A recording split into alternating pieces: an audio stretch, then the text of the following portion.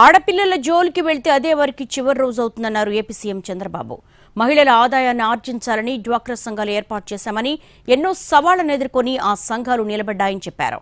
మహిళలు రాజకీయాలను శాసించే స్థాయికి వచ్చారన్నారు. వారు వ్యాపారాల్లో కూడా రాణించేలా చేస్తామని చెప్పారు.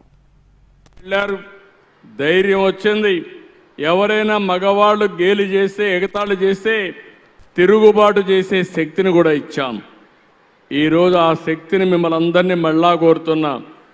ఎవరైనా మగవాళ్ళు కానీ మీ మీద అరాచకాలు చేయాలంటే తిరిగి గట్టిగా సమాధానం చెప్పే పరిస్థితి మీ దగ్గర నుంచి వస్తే భయపడే పరిస్థితి వస్తుంది.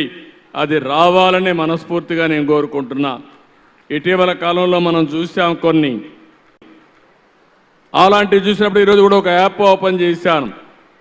ఎవడైనా సరే ఆడబిడ్డ జోలుకొస్తే ఖబర్దార్, జాగ్రత్తగా ఉండండి. అదే లాస్ట్ డే మీకు అవుతుంది. ఇది